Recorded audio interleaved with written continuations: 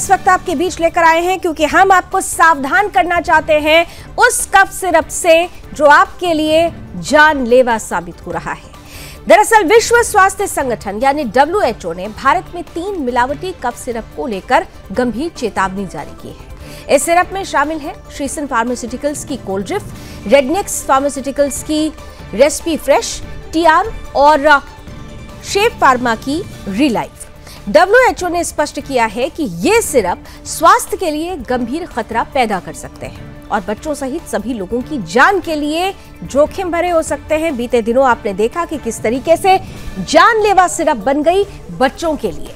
विशेष रूप से Coldrif syrup की अगर बात की जाए तो मध्य प्रदेश में सितंबर से अब तक 5 साल से कम उम्र के 25 बच्चों की मौत इसी सिरप के सेवन की वजह से हुई, इसी सिरप को लेने की वजह से हुई।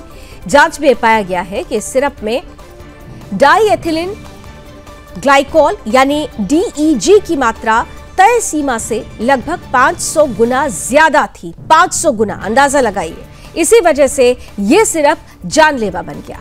यही कारण है कि यह सिरप जानलेवा प्रमाणित हुआ है और WHO ने 9 अक्टूबर 2025 को भारत से पूछा था कि क्या कोल्ड्रिफ सिरप विदेशों में निर्यात की गई थी। इसके जवाब में central drugs standard control organisation यानी CDSCO ने कहा कि इस सिरप का कोई भी निर्यात अब तक नहीं हुआ है और अवैध निर्यात का कोई प्रमाण भी नहीं मिला है।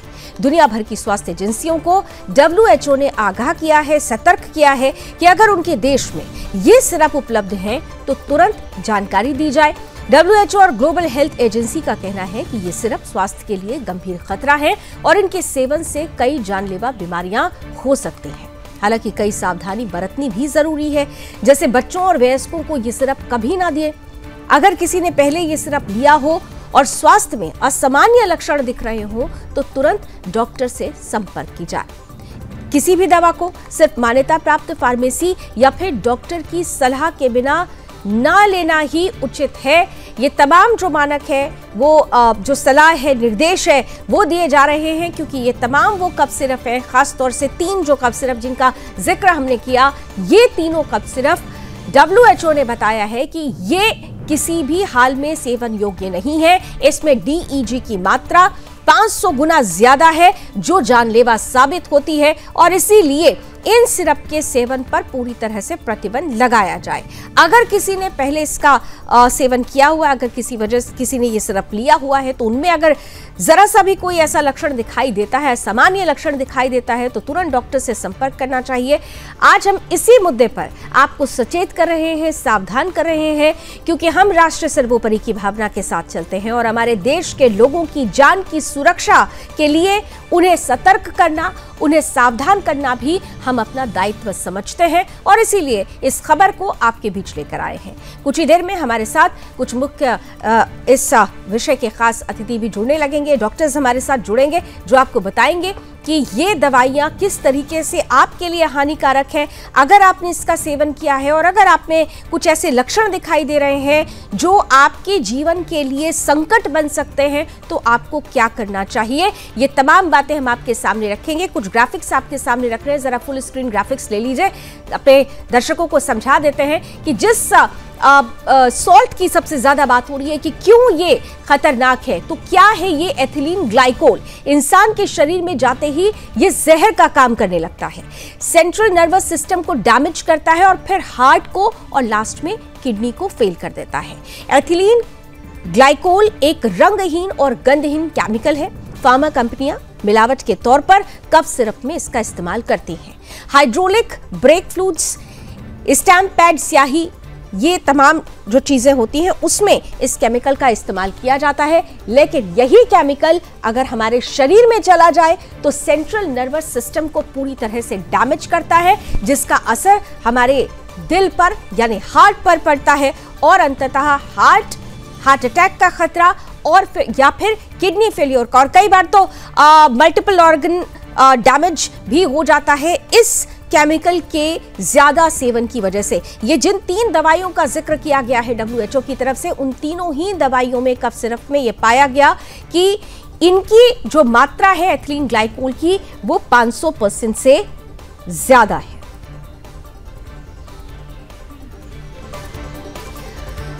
और आइए हमारे साथ एक खास पैनल इस वक्त जुड़ चुका है। स्वागत करते हैं हमारे साथ डॉक्टर रूपराज भारद्वाज हैं, सीनियर आयुर्वेदिक फिजिशियन हैं। बहुत बहुत स्वागत है आपका डॉक्टर रूप। साथ ही साथ हमारे साथ डॉक्टर अमित हैं जो सीनियर फिजिशियन हैं। डॉक्टर अमित आपका भी बहुत स्वागत। और डॉक्टर संजय कुमार हैं, जनरल सेक्रेटरी हैं IOS, आपका भी डॉक्टर संजय बहुत बहुत स्वागत है। मैं डॉक्टर अमित आपके साथ शुरुआत करना चाहती हूँ कि WHO ने तो एक स्पष्ट रूप से गाइडलाइन सामने रख दी है कि तीनों सिरप ये बैन होने चाहिए। और ये तीनों सिरप खास तौर से शरीर के लिए, ये कहा जा रहा है कि एक ऐसा सॉल्ट, एक ऐसा केमिकल जो शरीर के लिए बहुत हानिकारक है, उसकी मात्रा इसमें सबसे ज्यादा है और इसीलिए इसे बैन किया गया है। ये कितना बड़ा कदम है लोगों की जान को बचाने के लिहाज से? डॉक्टर अमित। सबसे पहले तो मेरी संवेदनाएं उन परिवार के लिए जिन्होंने अपने बच्चों को खोया उस कफ सिरप को पीने की वजह से। और अभी जैसा आपने सवाल किया, ये कितना सराहनीय कदम है, कितना अच्छा कदम है। WHO ने जो स्टेप लिया है, शायद इसको बहुत पहले लेना चाहिए, क्योंकि ये सभी को पता है कि जो DEG की मात्रा है ये बहुत मिनिमल 0 पॉइंट समथिंग है, 0.14 if I am not wrong. उतना तक तो ये एलिजिबल उसको क्राइटेरिया में रखा गया। बट अभी जो हमने सिरप देखा उसमें 48.64 मात्रा उसकी पाई गई, जो एकदम ऐसा संभव ही नहीं था कि अगर वो कोई भी बच्चे को पिलाया जाए तो उसको ये जानलेवा ना बने, तो होना ही था। तो ये एक बहुत सराहनीय कदम है। अब हम उम्मीद करते हैं हमारी सरकार से कि ये जो WHO ने जो बोला है करने के लिए, उसको इम्प्लीमेंट करें as soon as possible. Doctor Amit, एक बात मैं आपसे जानना चाहती हूँ, क्योंकि ये एक जनरल जनमानस में ये चर्चा हो रही है कि जिस केमिकल की वजह से ये जो सिरप हैं वो जानलेवा बने, क्या जितनी भी खांसी की या सर्दी जुकाम की सिरप्स होती हैं, क्या उसमें इस केमिकल का ऐड ऑन करना ज़रूरी होता है? ये क्या कोई एक ज़रूरी केमिकल है? प्रोडक्ट होते हैं जो हम लोग यूज करते हैं, बट वो जो दवा में यूज की जाती है वो बहुत ही एक्सपेंसिव है। और ये जितने भी ये शब्द मेरा कहना शायद सही नहीं होगा, बट जितने भी ये गलत करने वाली कंपनी है, ये उससे सिमिलर होने की वजह से इसकी मात्रा डाल देते हैं, क्योंकि उसकी उससे विस्कोसिटी बढ़ती है और उसके प्रोडक्शन में इसको पता चलना बहुत मुश्किल है। इसके लिए बहुत खास इक्विपमेंट है जो इसको चेक करता है। तो ये ड्रग कंट्रोलर अगर इसको ध्यान से दें, जो डिपार्टमेंट है इसको अगर चेक करें, और ये बहुत आप लोगों का शुक्रिया करूंगा मैं कि अगर आपकी मीडिया अगर इस पे एक्टिव न होती तो शायद इतना बड़ा स्टेप लिया नहीं जाता। इसको हटाना बहुत जरूरी है। और ये बहुत जगह पहले भी बहुत बार हो चुका है, लेकिन इस बार शायद ये सबक हम लोगों को मिले और इस पे हम लोग आगे। बिल्कुल आपने ठीक कहा कि बिल्कुल आपने ठीक कहा कि एक सबक मिलने की ज़रूरत है, क्योंकि हमने बहुत सारे अपने होनहार जो भविष्य जिसे हम कहते हैं कि हमने उनको खो दिया, जिन्होंने अभी जीवन को समझा भी नहीं, वो बच्चे अब नहीं रहे। लेकिन डॉक्टर संजय, एक इम्पॉर्टेंट पार्ट ये है कि जिनको हमने खो दिया उनके प्रति हमारी संवेदना है, लेकिन आगे हमें सतर्क होने की ज़रूरत थी। और इसीलिए WHO ने तो एक चेतावनी जारी की, लेकिन भारत सरकार की तरफ से भी खास तौर से ये कुछ बड़े कदम उठाए गए।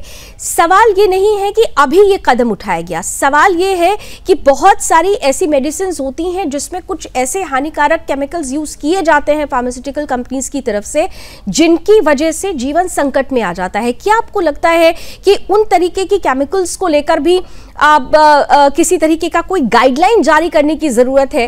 वो केवल एक कफ सिरप की बात नहीं है, मैं एक जनरल परसेप्शन में बात कर रही हूँ। डॉक्टर संजय जी जी जी, नमस्कार। नमस्कार। देखिए, गाइडलाइंस तो होते ही हैं। गाइडलाइंस WHO का पहले भी था और गवर्नमेंट ऑफ इंडिया का भी था, बट ये एग्जीक्यूशन नहीं होता है। मैन्युफैक्चरिंग इंडस्ट्री हमारे देश में जिस प्रकार की भी मैन्युफैक्चरिंग, चाहे वो दवा की मैन्युफैक्चरिंग हो, इलेक्ट्रॉनिक प्रोडक्ट की मैन्युफैक्चरिंग हो, किसी भी चीज़ की मैन्युफैक्चरिंग हो, वो क्लास ऑफ प्रोडक्ट यहाँ बनना नहीं संभव होता, क्योंकि घोटाला इतना है, भ्रष्टाचार इतना है, उसमें कंट्रोल सही नहीं। ये जो DEG इसमें पाया गया, ये तो failure at the level of manufacturing. Drug controller का काम था, ये प्रशासन का काम है कि आप चेक करते रहिए मेडिसिन क्या बन रहा है, उसको क्वालिटी कंट्रोल प्रॉपर होना चाहिए था। तो हमारे देश में यही सबसे बड़ी कमी की क्वालिटी कंट्रोल। गाइडलाइंस तो हर चीज़ का है, कानून भी हर चीज़ का है, फिर भी क्राइम हो रहा है क्योंकि एग्जीक्यूशन सही नहीं है। चाहे वो सिविल क्राइम हो, क्रिमिनल वाला क्राइम हो, मेडिसिन में क्राइम हो, कुछ भी क्राइम हो, इट इज़ ऑल बिकॉज क्योंकि प्रॉपर कानून का सही पालन नहीं होता, कोई कहीं पैसा खिला करे, कोई भ्रष्टाचार करके अपना काम करता चलता है। अब ये कफ सिरप है, इसमें ये सॉल्वेंट के तौर पर यूज होता है, इसकी मात्रा बहुत कम रहनी चाहिए थी, या नहीं रहे तो भी काम चल सकता है। दूसरे सॉल्वेंट है जिसको यूज किया जा सकता है, वो महंगा होगा, ठीक है महंगा होगा तो क्या है, दवाई थोड़ी महंगी होगी लेकिन हानिकारक तो नहीं होगी। तो ये इसमें एक प्रॉपर गाइडलाइन के साथ साथ उस गाइडलाइन के एग्जीक्यूशन, और ये सिर्फ कफ सिरप ही नहीं, बहुत सारी दवाइयों में सॉल्वेंट के तौर पर इसको यूज किया जाता है। वहाँ भी ज्यादा हो सकता है, कभी कोई दिन सूचना आएगी, एक दुर्घटना होगी कि किसी और कोई भी लिक्विड मेडिसिन है, सब में थोड़ा बहुत यूज होता है। तो इसका जो बेटर सब्स्टिट्यूट है वो यूज किया, ऑल्दो सिर्फ इंडिया में ही नहीं होता, सभी कंट्री में ये। अच्छा, do we have a better substitute, हम इस पर भी बात करेंगे। हमारे साथ सभी डॉक्टर्स जुड़े हुए हैं क्योंकि कफ सिरप जिस तरीके से जानलेवा साबित हुआ है, WHO ने 3 कफ सिरप को पूरी तरह से बैन करने की बात कही है क्योंकि इसमें एक ऐसा केमिकल है जो जानलेवा साबित हो रहा है। डॉक्टर संजय, डॉक्टर अमित और डॉक्टर रूप हमारे साथ लगातार बने हुए हैं। मैं डॉक्टर रूप आपके पास आना चाहती हूँ। आप आयुर्वेदिक फिजिशियन हैं और ये अमूमन देखा जाता है कि जब कभी भी खांसी जुकाम होता है तो पहले तो मुझे याद है कि हमारे बचपन में हमारी मम्मी कभी भी कफ सिरप की तरफ नहीं जाती थी, वो आयुर्वेद काढ़ा हो गया, ये इस तरीके के जो घरेलू नुस्खे होते हैं जो आयुर्वेद से जुड़े हुए होते हैं उनके तरफ ज्यादा बल दिया जाता था। लेकिन जैसे जैसे हम ज्यादा भौतिकवादी होते गए, शायद डॉक्टर अमित और डॉक्टर संजय को ये बात अटपटी सी लगी, लेकिन ये फैक्ट है कि हम आयुर्वेद को पीछे छोड़ दिया, हमें क्विक चाहिए एक रिजल्ट और हम सीधे एलोपैथिक दवाइयों की तरफ जाते हैं। लेकिन वही एलोपैथिक दवाइयां अगर जहर बन रही हों तो क्या आपको लगता है कि आयुर्वेद ही जीवन को बचाने का सबसे बड़ा कवच बन सकता है ऐसी खबरों के सामने आने के बाद? देखिए, सबसे पहले तो मैं आपको जिन बच्चों की मौत हुई है इस घटना के कारण, उन सबको अपनी तरफ से श्रद्धांजलि देता हूं और परिवारों को सांत्वना देने की ईश्वर से प्रार्थना करता हूं। आपने बहुत बढ़िया कहा कि जब भी इस तरह की बीमारियां होती हैं तो हमको सबसे पहले, क्योंकि Ayurveda is the life science, Ayurveda एक विज्ञान है जो हमारी लाइफ से जुड़ा हुआ है और उसमें कई ऐसी चीजें हैं जो आपने बताया कि दादी नानी के नुस्खे हमारे थे, वो बहुत इफेक्टिव थे, लेकिन हम इस भागदौड़ भरी जिंदगी में उन नुस्खों से दूर होते गए। आज इस कफ सिरप का जो भी कांड हुआ और जिन बच्चों की मौत हुई, ये वैसे तो सुपरवाइजरी नेग्लिजेंसी है। क्यों? क्योंकि ड्रग कंट्रोलर और ये लोग क्या कर रहे थे, इनके बीच बीच में रैंडमली इनको चेक क्यों नहीं कर रहे थे? ये रहा, इसमें जो सॉर्बिटॉल डाला जाता है वो मीठेपन और कूलिंग के लिए डाला जाता है, लेकिन वो महंगा होने के कारण इन लोगों ने इसको अवॉइड करके और इसकी जगह ये डाइथाइलिन ग्लूको जो था ये डाल दिया। ये गलत था और वो भी मानक मात्रा से बहुत ज्यादा क्वांटिटी के अंदर डाल दिया।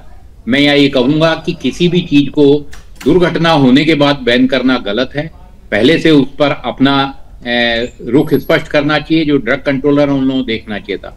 अब आती है बात कि कफ सिरप को यदि बैन करते हैं तो मैं आयुर्वेदिक जो कफ सिरप हैं उनमें ऐसी कोई भी केमिकल नहीं होता है जो जानलेवा हो या नुकसानदायक हो। आज वासा, जिसको बॉटनिकल नेम एटाटोडा वसाका है, सर्व सुलभ पौधा है, सब जगह मिल जाता है। ग्रामीण इलाकों में आज भी उसका रस निकाल करके शहद के साथ किसी भी इन्फेंट को भी दिया जा सकता है जो उसके लिए सेफ है। साथ में ही वासा के जितने भी सिरप आते हैं आयुर्वेद के अंदर, उनमें मेन वासा होता है, मुलेठी होती है, सौंफ होती है, अजवाइन होती है, शहद होता है। ये कहीं भी, मैं कह रहा हूं कि जो उसकी एक मेडिकल डोज है उससे ज्यादा भी यदि दे दी जाए तो किसी भी प्रकार का कोई नुकसान नहीं होता है।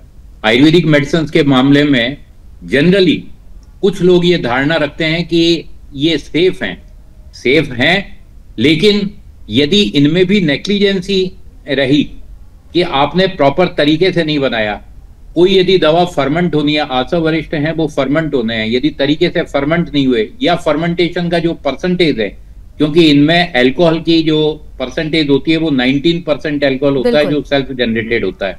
यदि उस अल्कोहल की मात्रा ज्यादा हो गई, फर्मेंट आपने ज्यादा कर दिया, तो भी वो आपके लिए नुकसानदायक हो सकते हैं। यानी नेग्लिजेंस किसी भी तरीके का नहीं रखना, आपने बहुत इंपॉर्टेंट नहीं रखना चाहिए। लेकिन ऐसा कोई भी जो केमिकल है जो जानलेवा इन कफ सिरप में नजर आया है वो आयुर्वेदिक किसी दवाई में नहीं होता, ये भी आपने क्लियर किया।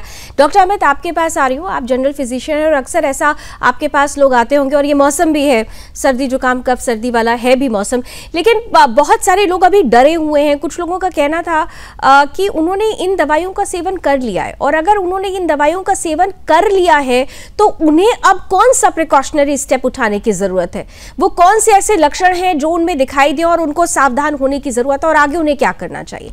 डॉक्टर अमित,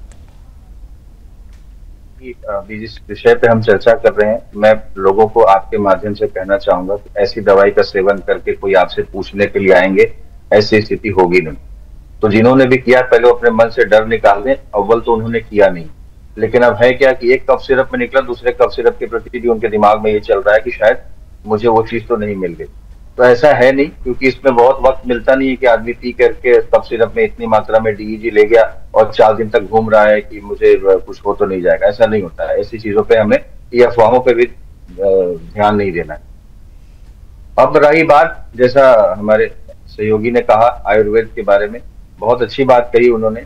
इनफैक्ट हम लोग जो कफ सिरप देते हैं, ये कफ सिरप नॉर्मली अगर देखा जाए, कई स्टडीज हैं इस पे, ये प्लेसिबो की तरह यूज होता है। इसका बहुत ज्यादा यूज नहीं है इंसान के लिए, बट फिर भी एक हर कंट्री में हर जगह इसको यूज किया जा रहा है।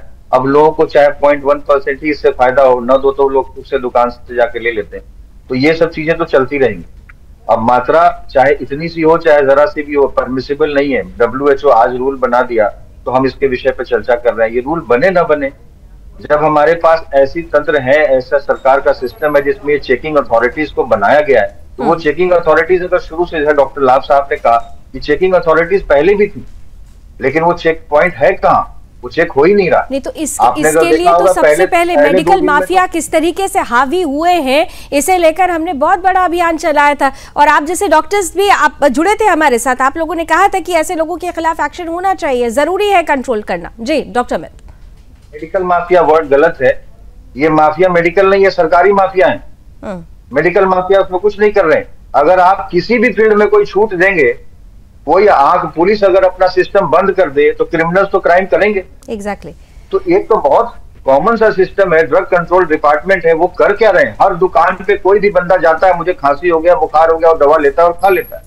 तो कोई मेडिकल माफिया इसमें नहीं है, ये सिस्टम का फेलियर है। लेकिन डॉक्टर्स भी तो कुछ डॉक्टर्स हैं, आपको याद होगा कि कोरोना काल में भी डोलो 650 को लेकर जो सिचुएशन आई थी, आपने सबने देखा था कि क्या हुआ था, उसके बाद किस तरीके के खुलासे हुए हैं। तो अगर डॉक्टर्स, जिनको धरती पर ईश्वर कहा जाता है, धरती का ईश्वर कहा जाता है, अगर वो भी थोड़ा सा सतर्क रहें, तो मुझे लगता है कि मिलकर अगर हम इसके खिलाफ आवाज उठाएंगे तो ज्यादा बड़ी तस्वीर सामने। तो जानलेवा सिरप से कैसे आपको सावधान रहना है, आपको देश के मशहूर डॉक्टर्स आपके साथ जुड़े हुए हैं, इस वक्त हमारे साथ जुड़े हुए हैं और आपको सावधान कर रहे हैं। डॉक्टर संजय, आपके पास आते हुए अभी थोड़ी देर पहले आपसे मैंने एक सवाल पूछा था कि क्या इसका भी एक कोई सब्स्टिट्यूट है जो कि जानलेवा ना हो। आपने कहा कि बिल्कुल सब्स्टिट्यूट है। वो सब्स्टिट्यूट क्या है और उसे क्यों नहीं फिर इस्तेमाल किया जाता है, क्यों डीईजी को ही प्राथमिकता दी जाती है?